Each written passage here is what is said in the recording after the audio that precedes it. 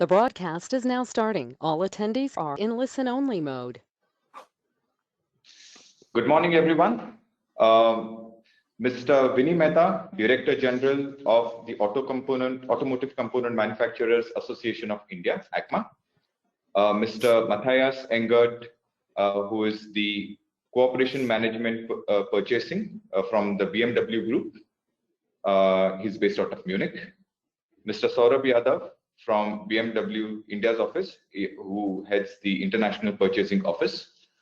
German and Indian companies participating in today's webinar, a warm welcome to all of you and a good morning from the Embassy of India to you. We are doing this webinar today on the topic supplying the BMW Group with the expectation that our speakers today will be able to dwell more upon the opportunities that Indian companies have in partnering with BMW. They are one of the major automakers, not only in Germany, but also globally, and have a significant share in India's luxury car market. As our colleagues from BMW would also dwell upon the opportunities, I would also request them to dwell upon the trends, especially in terms of sustainability, in terms of climate change, which is prevalent in Germany, globally, and the opportunities that it will present our Indian companies in further partnering with them. I would also like to speak to the German companies who are participating today that the discourse on climate change and sustainability is also fast altering the manufacturing landscape in India. We are partnering with Germany on several of these topics, including Industry 4.0 and other environmental initiatives. I would request you that in case these matters are close to your heart, please feel to reach out to us at the Embassy of India. We run a dedicated business entry program called the Make in India Mittelstand program, under which we are holding today's event. We provide hand-holding service to all German companies who wish to market, and there is a host of services that we offer under this, and of course it's free of cost to the German companies. There are new opportunities in India for investment, but these opportunities are matched by substantial incentive structures from the central government as well as state government, and the latest among them is the production linked incentive scheme, which is still evolving. There are every month or so there are new sectors which have been covered, and there are substantial incentives which have been offered under this. But yes, we will be happy to have a separate discussion with you in case there is an interest on this. So I will rest my remarks here, and I would request the moderator from EAC to take over and take the program forward. Namaskar. Thank you, Dr. Gawande, for welcome remarks. Hello, gentlemen. Ladies and gentlemen, this is Ketan Jadhav from EuroAsia Consulting. Now, I would like to onboard our first speaker, Mr. Vinnie Mehta, who is the Director General at ACMA. He is an electric engineer from IIT, an MBA from University of Delhi, and Master in International Trade from Indian Institute of Foreign Trade. He has been actively involved in promotion and growth and development of auto component industry in India. Prior to joining to ACMA, he headed the Manufacturing Association for Information Technology, the apex body of IT hardware industry in India. Now he would present us the overview of automotive component industry in India and also the government initiatives for the same. Over to you, Mr. Vinnie Mehta. Thank you. Thank you, Ketan. Namaskar. Good morning to our friends, colleagues from Germany, and a good afternoon to our friends from India. I will quickly walk you through on the statistics of the Indian automotive industry and the opportunities that India and Germany can harness. So, Ketan, can you move on to the next slide, please? Just a quick introduction to, and before I begin, first and foremost, I must we are in the midst of unfortunate times in India and also globally. So therefore, I would wish for everybody to be safe and do take care of yourself. I am running a fever right now, so is Saurabh.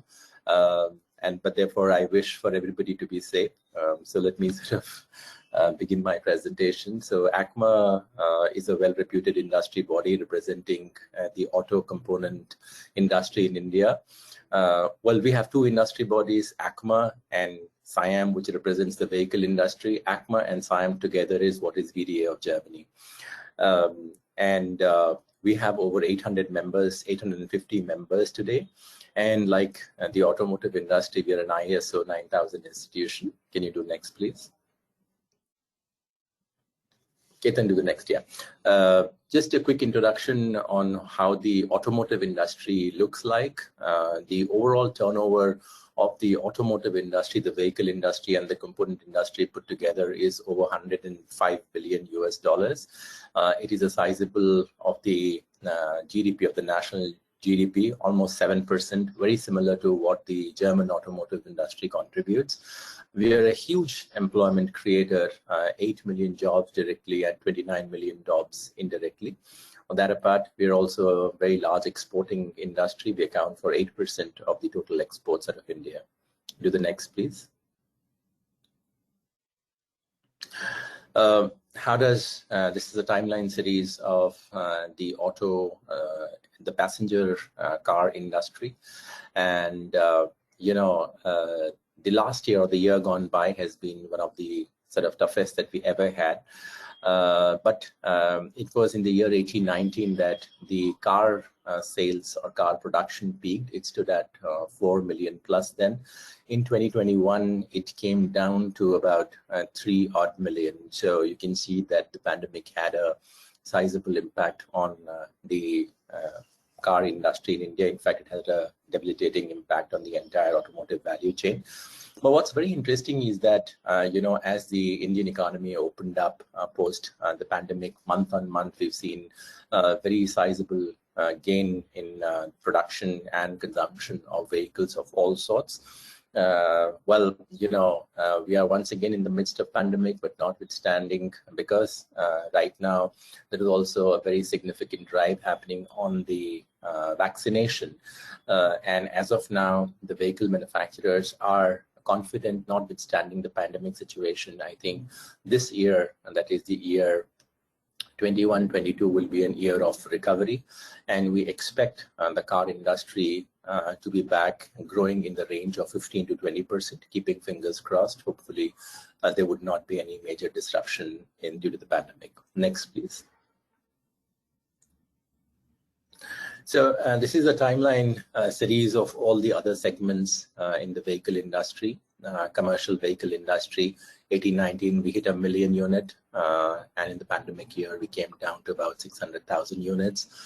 Two-wheelers, as you would know, India is the world's largest two-wheeler producer, and we clocked 25 million units in 1819. And then in 2021, the pandemic year, we came down to close to 19 million units. Similarly, for tractor, we are world's largest tractor manufacturer in terms of units. And interestingly, because the tractors is an essential services, it peaked in the pandemic year. So we hit the highest ever tractor sales of close to 1 million units in the pandemic year. Construction vehicles is still a nascent industry, just about 82,000 units growing. Next, please. So on the back of the performance of the vehicle industry, as I mentioned to you that, the pandemic year did have an adverse impact on the component industry. So in the year ending 1920, which was probably a year of downturn, this is a year prior to the pandemic year, our sales came down by about 12%, and it is estimated that in the pandemic year, our sales would have come down by another 10 to 15%. The chart on the right-hand side is a depiction of how the first half performance was. This is because I do not have yet the data for the full year for the component industry. It comes in with a lag of about 3 months. So In the first half, the pandemic had quite an adverse impact and we came down by about 34%. But as I said, the vehicle industry is coming back strongly, and so is the component industry. And also because of a China plus one strategy, we're finding a very significant rise in export, largely to the US and to the Europe. But of course, the situation still remains fluid, so we are cautiously optimistic, as you would say. Next.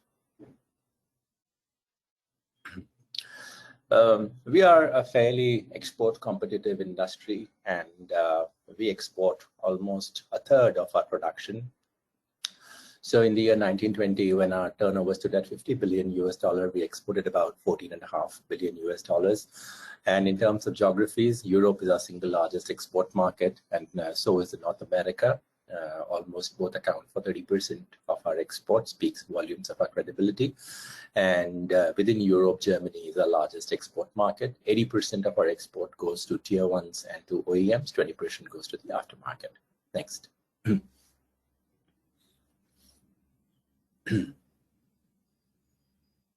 Ketan, if you could do the next. Yeah, imports, yes. No, that's okay, imports, we'll do the imports. Go back, please, Ketan, my apologies. Yeah, on the import side, again, we imported around $15.4 billion US. A lot of the imports, largely, most of the imports here, 26% come from China. But then rest of the countries, because of the presence of their OEMs in India, whether it is South Korea, whether it is Germany, Japan, US, we have imports from these companies as well. Export and import are almost finely balanced for us. Next. Next. Yeah, there. I think it's important to note that, what's aiding our exports is the presence of IPOs. Saurabh here on the panel represents IPOs from BMW, and they have been helping sourcing, my apologies, they have been helping sourcing components out of India. And we have more than 35 IPOs active in India today, both from the OEMs as well as tier ones. And BMW is mentioned on top because it's in the alphabetical order, not in terms of the volumes. We would honestly want them to be there in terms of the volumes. Next, please. Yeah, next. Yeah, so very quickly, I would also touch upon e-mobility because that's a subject of interest for everybody today. And Dr. Gawande mentioned about, conserving energy and energy security. While we have been toying with the idea of electric mobility since 2012, it was the FAME 2 scheme of the government of India. FAME stands for Faster Adoption and Manufacturing of Electric Vehicles. This is the only scheme that defined well the targets on what we should be doing in terms of electric mobility and also giving incentives for various segments. And of course, Dr. Gawande referred to the PLI schemes. There are two PLI schemes that are relevant to the automotive industry. One is on the batteries that I've listed here, and another one is on the auto industry. The auto industry scheme has probably by far the largest ever outlay at 57,000 Indian crore rupees, whereas the one on the batteries has an outlay of about 2.5 billion for 5 years. I will share with you a few nuggets in the FAME 2 scheme.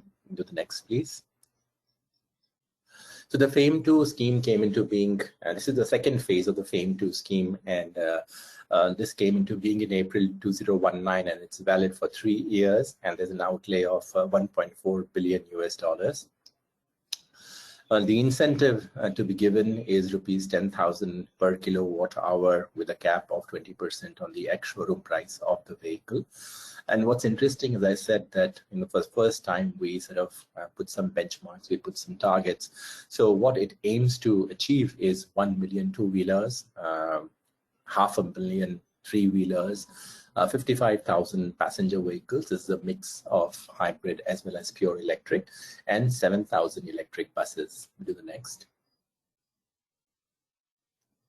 And also, apart from the center, most of the state governments, because they want to curb pollution, because they are very keen to make sure that there are cleaner vehicles, and they are pushing for electric mobility. And today we have 10 states in the country that have announced their electric vehicle policies. I'm not going to read through the entire stuff, but if you look at on the bar on the right-hand side, those states that are in green are the states that have already announced their electric vehicle policies. There are 5 other states wherein you have the electric mobility policy on the anvil. Next, please. This is how the performance has been. I must say that the performance is much wanting here. If you can see that we have, when the target was 1 million two-wheelers, we have been able to achieve just about 173,000 units of two-wheelers, and add another 50,000 to it. And in terms of cars, 7,000 units, where the target was 55,000 units. And that apart, I understand that there is about 5,000 buses would be rolled out very shortly. Those tenders are being worked upon and being finalized. Next, please. Also, together with the rollout of electric vehicles, the FAME 2 scheme focuses on charging infrastructure, and the targets here are 2,500 charging stations and one at least in a grid of 3 by 3 square kilometers, and one charging station at least every 25 kilometers of the national highway, and an amount of rupees 1,000 crore has been set aside for this purpose. Next, please. So typically how we see the industry moving forward, as I said, the situation is somewhat fluid and we are cautiously optimistic. Well, the tailwinds, of course, I would say that the vaccination drive has brought in a lot of confidence. And post the pandemic, the IMF, well, I would say the data is still changed. I've mentioned here 11%, is, if I recollect, 12.5% that the IMF has recently sort of announced the growth rate for India for the year 21-22. Of course, the auto industry is seeing a sharp uptick in vehicle sales and consumption. And of course, there are the PLIs for the automotive industry, as also for battery manufacturing. But having said that, there are headwinds also, and a lot of these headwinds are not sort of pertinent to India alone. These are global challenges, being, the increasing commodity prices, challenges on the logistic fronts. You all know containers are a shortage. And then semiconductors are also an issue. I was discussing with Matthias a while ago, and they too have been facing the same problem. And of course, last but not the least, the latest being the resurgence of pandemic in India. We're keeping our fingers crossed. Today we had a review meeting of our past presidents, and as of now, it seems that the supply chain stayed put, but nothing can be said because the number of cases inside the factories are also going up. Next.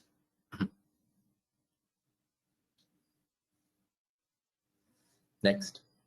Yeah, so this is a chart on the Indo-German trade. And as you see, the Indo-German trade in auto components is very finely balanced.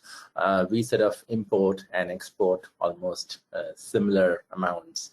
And I guess, the EU-India FTA is once again in discussion, and ACMA has recommended some of the tariff lines to be opened up. So our friends from VDA must be rejoicing here. We do the next. And what could be the common ground? What all could we do together? I think the Mittelstand in Germany is well endowed with technology, but they do not have an India presence. And I think VDA and ACMA have been making attempts.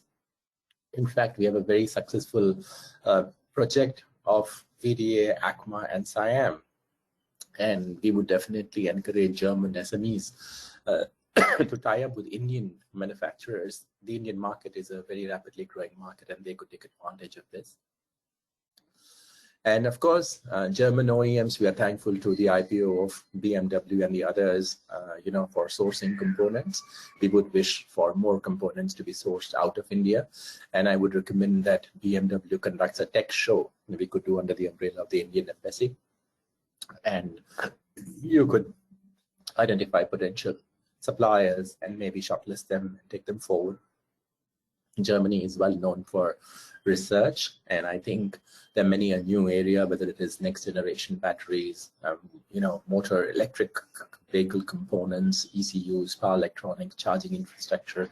These are all areas of research, and I think India and Germans can work together on this. And that apart, India probably lags in electronic manufacturing, but the Germans and the Indian companies can work together.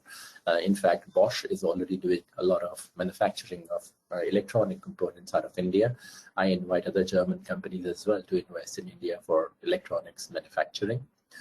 And last but not the least, there are a lot of German startups, and ACMA and VDA would endeavor for them to connect with the Indian auto component manufacturers for a win-win situation, because India could be a hot test bed in that sense. And as I said, I know our partners, the VDA is logged in. They've been sending me WhatsApp messages.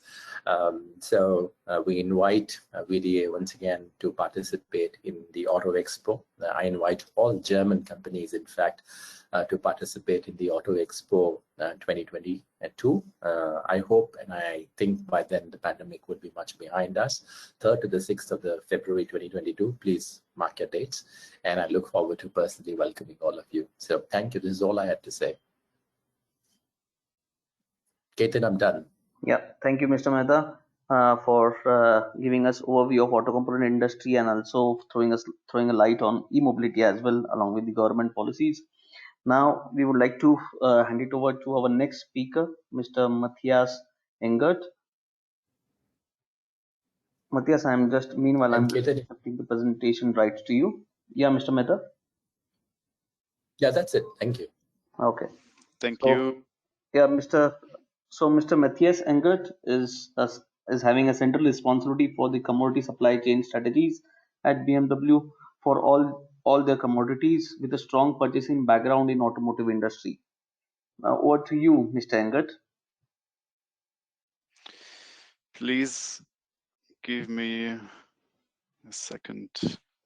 Are you able to see my screen right now? Yes. Okay, fine.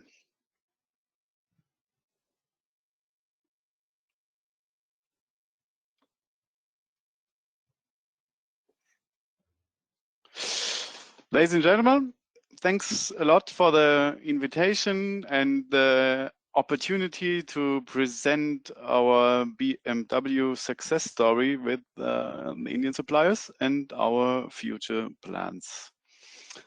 In my first part, I'll give you a short overview about BMW in general. In my second part, I will show how we successfully shaping the future together with our partners.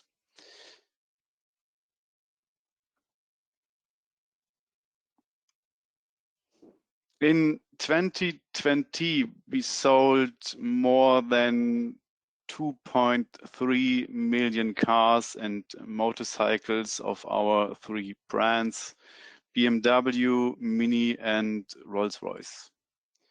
We dealt with the coronavirus pandemic with our typical BMW flexibility. In fact, our global market share increased during the pandemic.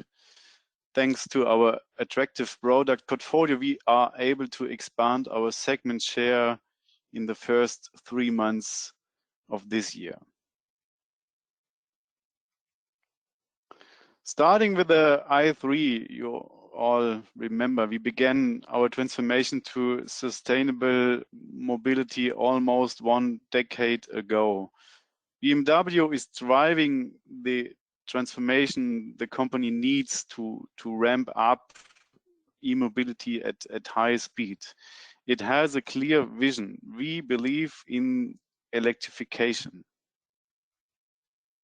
Most of the markets are ready now for e-mobility. This year, our xEV sales are expected to grow up to 75% compared to last year. We are picking up the pace. 2023 will be a key year for us in e-mobility, with 13 fully electric models on the road. By 2023, already we will have at least one fully electric model on the roads in all key segments. This means about 90% of our segments are covered by at least one BEV. All our strategic decisions are driven by the global trends and innovative fields of sustainability, connectivity, and electrification. Across these important fields, we work, for example, with the Indian companies, which will bring several ideas in our vehicles. Innovative Indian suppliers are a key success factor. As our Indian supplier base is getting larger and more important each year, in 2020, we organized for the first time an international supplier-thon to scout innovative partners and enable quick integration in the BMW ecosystem. Our global tech offices are continuously screening the local startup scene and working close with the major accelerators to find the right match for BMW. Now let's have a look on our purchasing division. In order to be able to respond to our customers' wishes, the BMW Group relies on a broad network of suppliers and partners. Our division is in charge for over 70% of the value creation of our cars, and this is still evolving. Our purchasing spectrum, direct and indirect, compromises 94 commodities. In total, we are speaking of a procurement volume of approximately 44.9 billion for direct parts and additional 20 billion for indirect goods, as for example, raw material. We are working with suppliers with 7,000 different sites in 62 countries, and we provide more than 31 million parts per day to our 31 production and assembly sites. In this high complex network, we have average less than 34 missing supplier parts per day, which I think isn't too bad. That's 1 per million. To become a part of this success story, you need to convince not just procurement. You need to convince the complete team with an innovative product, outstanding quality, competitive pricing, and last but not least, a reliable logistic concept. And now I would like to hand over to Mr. Saurabh Yadav to give an overview of BMW India and the purchasing India. Thank you a lot. Thank you, Mr. Engert. Before handing over to Mr. Saurabh Yadav, I'll briefly introduce him. So, Mr. Yadav is Director Purchasing and Supply Network at BMW India. He's responsible for global sourcing at BMW India. Overall, he has overall around 18 years of experience in international sourcing. So, Saurabh, I'm just shifting the presentation rights to you, and then you can start your presentation.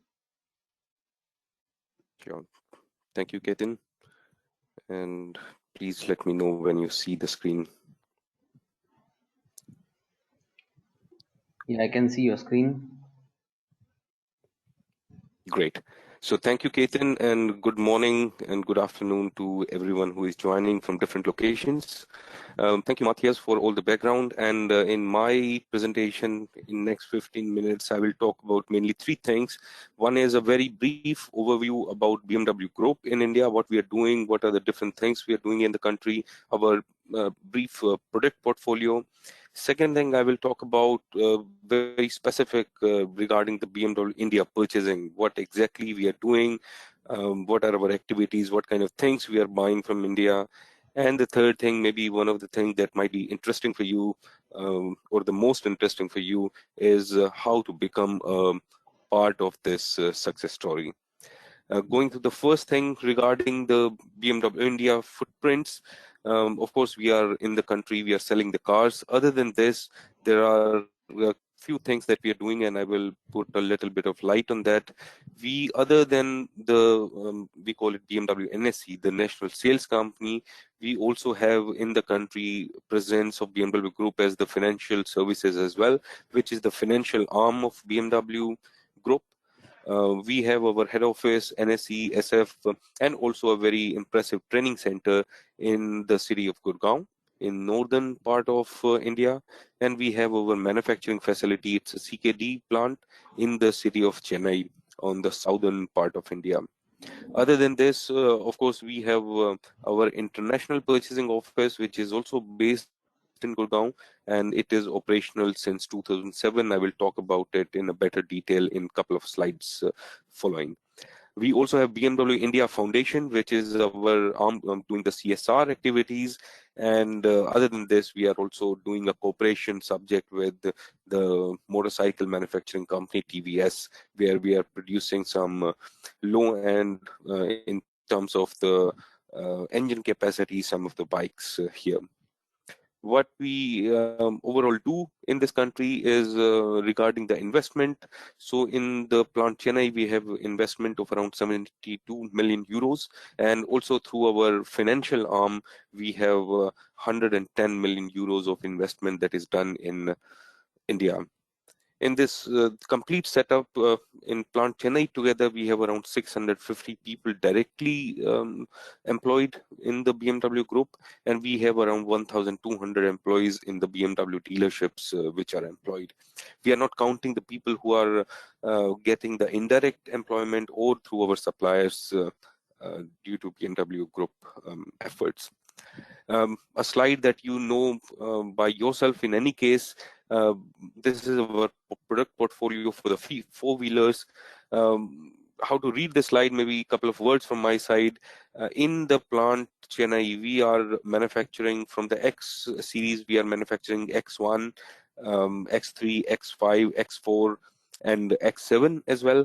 And from the sedan, we are manufacturing 2 series, 3 series, 5 series, and 7 series in the plant. And the rest of the car, we buy directly as a CPU route. Second is about our product portfolio in the two-wheeler segment. Of course, we have a very huge fan following in terms of the tourer bikes, but on the same hand, we also are providing the low CC variant as well, which is the 310 RR bike in India. We started our operation a couple of years back in the two-wheeler market, and the growth has been really very fascinating and good.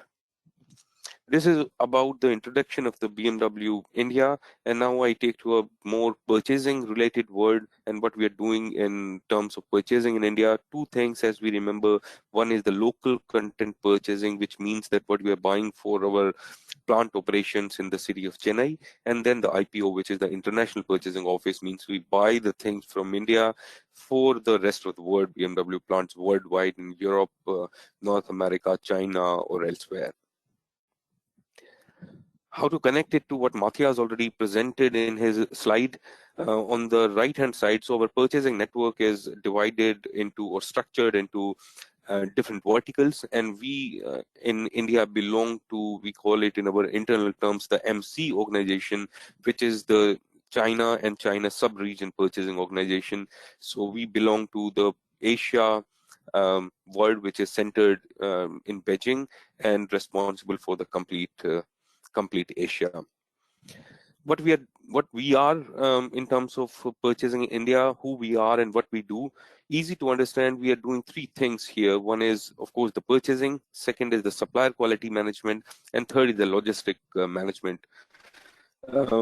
First of all, the purchasing. Of course, the my office serves as a window for identification of the potential suppliers, pre-evaluation, auditing the suppliers, doing the contract negotiation, contract management, and of course, we continuously work as an interface between India and Munich and Germany, of course, largely. Supplier quality management, my office is also enabled to support our suppliers to reach to the right quality level that suits our supplier management style or our quality management style as a BMW group. Centrally, we consult to our Indian suppliers to match to the BMW standards. We of course do the on-site verification management in case of suppliers performance and these kind of things. So long story short, we support our suppliers through quality management office to reach to the right level of quality expectation. Third thing, very, very important, I would say, and it comes from the fact that what Matthias said, that we have almost 1 ppm logistic failure in this huge network.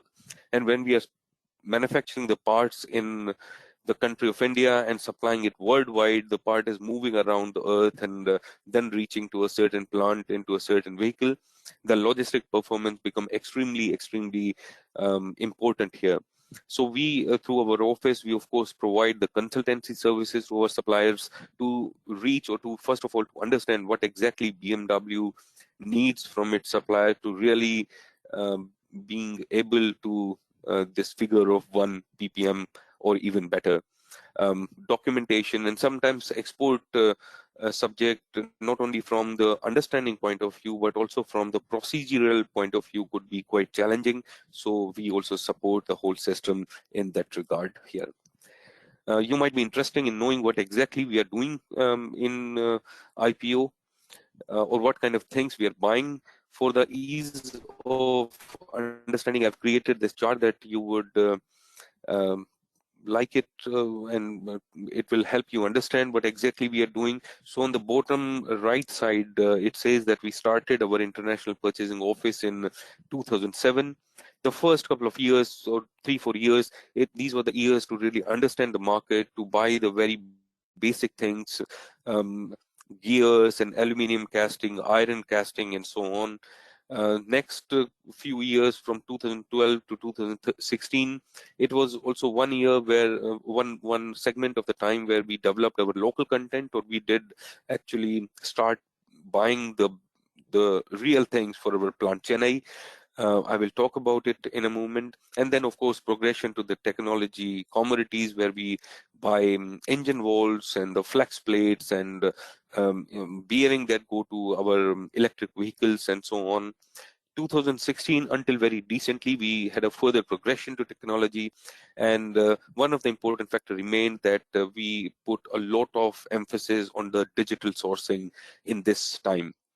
What happens beyond now, 2020 and beyond, is of course a lot of thirst on the soft things. So the engineering services, digital services, embedded services, and of course the component for the electric vehicle remain one of the very important focus for the coming years.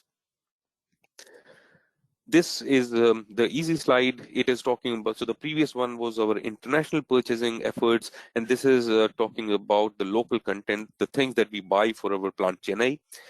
For the local manufacturing of the car, we have 11 models, 45 variants coming for 9 commodities. And from the value point of view, we have localization of more than 50-55% per car that is coming from our suppliers. Some of the important things that we've localized with our supplier network is engine, our chassis, our complete seating, wiring harness, heating, ventilation, and so on is coming from our supplier network. Third segment for which maybe we are here, opportunities for the India supplier base, and what exactly is the expectation coming out of it. I was thinking about this document, which I will not go through it completely, but in BMW, the supplier selection and supplier onboarding process is relatively a bit complex. Complex not in terms of the process itself, but the length of the process or the pre-requirements are really high, or the hit rate in the local language, if we can call it that, how many suppliers we contact initially and how many end up being the BMW suppliers at the end of the day. The hit rate here, because of this very demanding process, is quite low, I would say. Here, one of the BMW philosophy about the supplier network is that we call our suppliers our partners, and we are not going to the suppliers only to buy the things, but we would like to involve them very early in the concept phase itself, so that we are not buying a particular component from a supplier, but we are co-developing this whole thing, and at the end of the day, the production of the thing is happening at our partners' end. It is a very complex in how it looks, but many of the suppliers, and maybe if I can give you a rough number, we have in India more than 60 suppliers who are supplying to BMW Group very successfully since last many years. What is the game right now? It is not very different how Vinnie said about what are the priorities for the country, or Matthias said what are the priorities for the BMW Group. Even the expectation from the suppliers coming from India are not very different. I would start this chart from the bottom of it, where the fundamental things remain the same. The operational excellence in terms of excellent cost, quality, delivery, flexibility, it remains completely there. Cost, quality, and delivery is fine. We know about this subject. Flexibility is extremely important because we are talking about a complex supply chain sitting 6,000 kilometers away and then supply the things. So flexibility is also one of the subject that remains in the demand in the BMW Group. And on top of it, the four things that I consider one of the most important thing when we see or look for the new suppliers from the Indian region. One is the electric vehicles. Second is the startups. I will also talk about the startup subject in a couple of slides where I go towards the end of the presentation. Digitization is very important. I would say many of the new suppliers that we got from the country of India in last couple of years, majority of them were coming from the digital area. And of course, the innovations. We strongly believe that innovations largely happen because 70% of the value is created at the supplier. So majority of the innovations are also expected to be coming from the supplier side. Here, as I said, I will talk about this digital subject. You, at least the background of the slide, you remember from the presentation from Matthias. We did this event in India. We called it Supplier-thon, the Smart City and Mobility. We did it in December of 2019, so almost 1 year back. India was the physical location. We run this event around India. Almost 168 submissions, and we had 6 winners coming from this global event, all the 6 companies coming from India. These are the startups. Most of them, at least, are either they are completely startup or they are part of a big group, but from the startup vertical. It was an extremely pleasing experience that not only the typical metal, plastic, rubber things are coming from India, but also very innovative digital things are also coming out of India. And bottom of the slide, as you can see, stay tuned for Supplier-thon 2021. This year, we have kept the theme of quantum computing. With this, I would like to stop my presentation. I would say, let's shape the future together. And you can see bottom of the page, purchasing_BMW India at bmw.in. We really look forward to receive your comments, your interest shown on this email ID. Thank you very much. Ketan, back to you. Thank you, Mr. Yadav, for your presentation, giving us inputs on our insights into the opportunities with BMW. in India and also internationally. Now, ladies and gentlemen, we would like to open our forum for Q&A session. If you have any questions, please click on raised hand icon on your panel and we will unmute you to take your questions. Meanwhile, Saurabh, we have one question coming in from Dr. Alka Kaul. She is from Horizon Industrial Company. They are into sheet metal fabrication. She's asking what is the split of suppliers of BMW in India if we divide it region wise, let's say from south and north of India. If your plant is located in Chennai, what are the challenges to become a supplier from north of India, or maybe some guidance on the region wide supply chain in India? So thank you, Alka, for asking this. We have our suppliers located throughout the country, and the 3-4 regions that we prominently know, the northern, the western part, and the southern, our suppliers are well located all in the 3 regions. When we are talking about the IPO or the international purchasing, for the supplies to the local production in plant Chennai, most of our suppliers are in and around Chennai. Most of our suppliers are actually where our plant is in Mahendrabad city. I would say within 10 kilometers radius. But for IPO, we have suppliers more or less in every industrial town of India.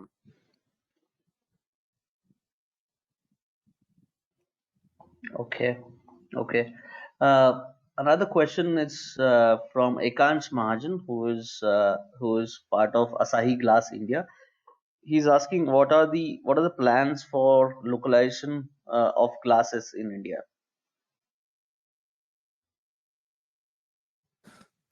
It's a difficult question. I can see Vinnie's smiling. We come from the market or the segment we cater to where the volumes are not that high, unfortunately, right now, as it's a public number, 10,000 cars per year divided into 10-12 models. So overall, the economy of scale is not that in favor, considering the glass and the kind of investment it requires.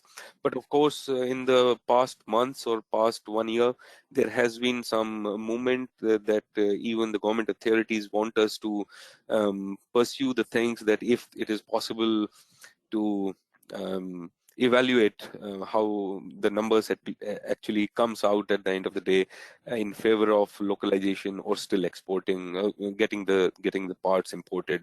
But I know where the background of the question, and of course things are in place for the evaluation. Okay.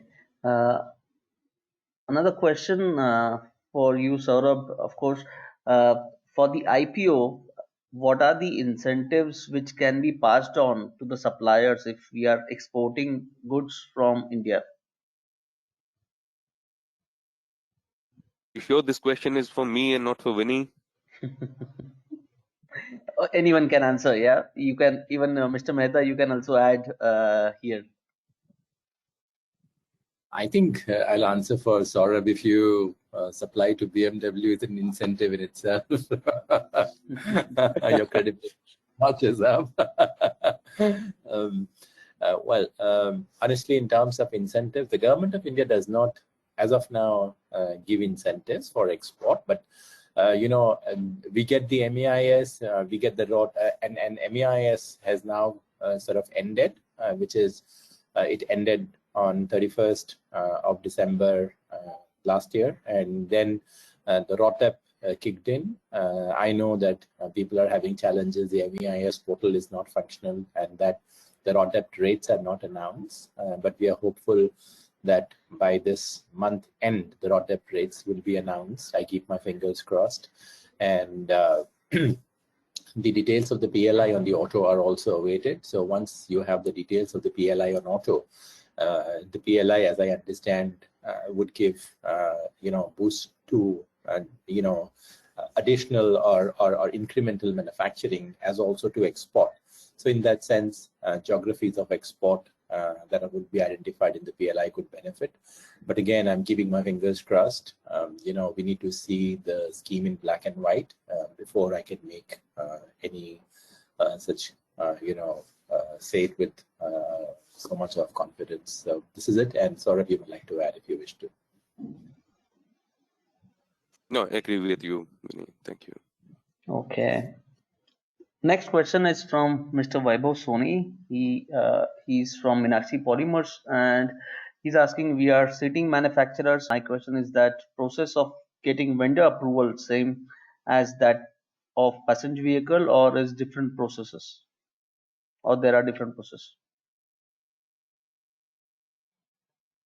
Different process for what? For what? Sorry. Yeah, I'll just read it again.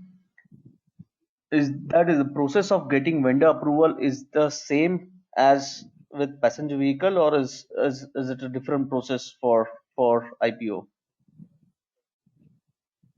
No, I mean, so IPO, in easy words, you can consider that IPO is the extended arm of the central purchasing function sitting in Germany.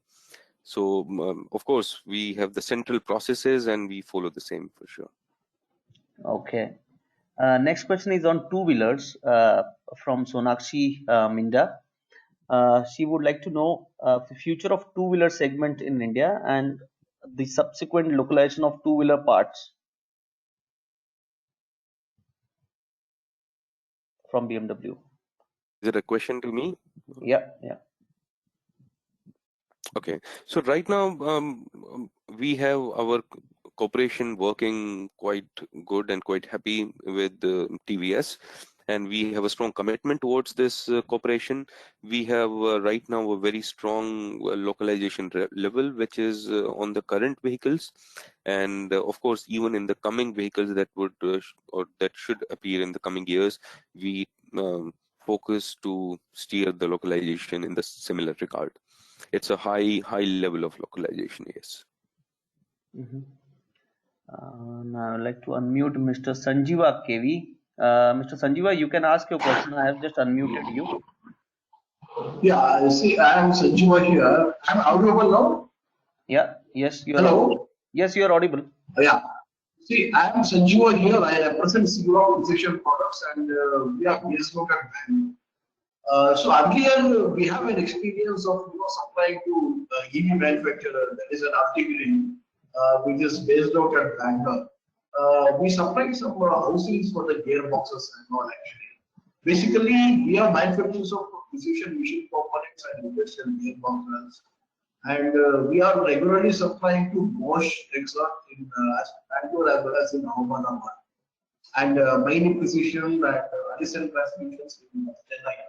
And recently, about a month back, we received a Best Supplier Award from Bosch actually for our components what we have supplied earlier.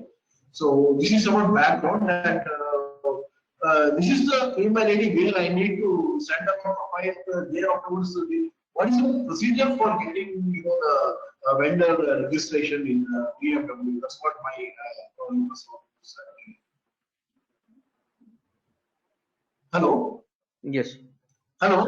Yeah, I want to know using this email. I need to set my profile so that you consider as a thing and the procedure I need to follow. Get it registered and what is I am going to get it. Is this email ID where I need to send the details of my company profile and other things? Understood your question, Mr. Sanjeeva. Yeah, that's what I'm a procedure for. Where I need to send the details. Hello? Yeah, I understood your question. Please let Mr. Yadav answer it. So, Mr. Yadav, he want to understand the vendor registration process and what would be the next steps in getting in touch with you. So, as I also briefly said, maybe not very clear, there are two things. One is the active search for a component manufacturer. One is the passive. If it is an active subject, then of course we go to the market, search for the right partners with our different tools and our network and so on. Second is the passive one, where we collect information, keep it in our active database, and when the right requirement comes, we explore the things. And for this, the email ID that I displayed, purchasing_BMW India at bmw.in, is the gateway to it. Yes, sir. Okay. Maybe the last question, gentlemen, from Mr. Kapil Adalka.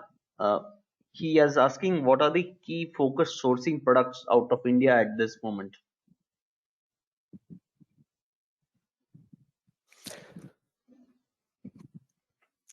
It's a difficult question in some way. As you must have seen in also in one of my slides, what kind of things we're buying right now. It goes from a very simple bearing to high-end performance engine walls to wheels, and I don't know what else. In the last couple of years, at least I can say, not going to the complete history, but in recent years, one of the focus area has been the digital sourcing for sure. Any kind of digital digital purchasing, engineering services, for example, crash simulation and pedestrian safety, and these kind of digital services. So digital, I would say, one thing, and second is the conventional strength that the country has in terms of casting and so on, would be few things of great importance. Okay. I still have lots of questions coming in on the chat, but due to time limitations, we can't take all the questions right now. But ladies and gentlemen, you can always get in touch with us at miim@indianembassy.de, or you can also get in touch with speakers when we are sharing the presentation with you. We will also share the contact details of Mr. Yadav of BMW India and BMW Germany. In case you have any questions, they will be happy to answer all these questions. So with that, I would like to thank you, Mr. Vinnie Mehta, Mr. Saurabh Yadav, and Mr. Matthias Engert for giving an excellent insights for today's webinar on MIIM platform. And also, ladies and gentlemen, if you want to become a MIIM member, please, or you want to enroll in the MIIM program, which is free of cost, as mentioned by Dr. Gawande. It's designed for German Mittelstand and family-owned companies in Germany who are interested in investing in India. So please approach us on miim@indianembassy.de.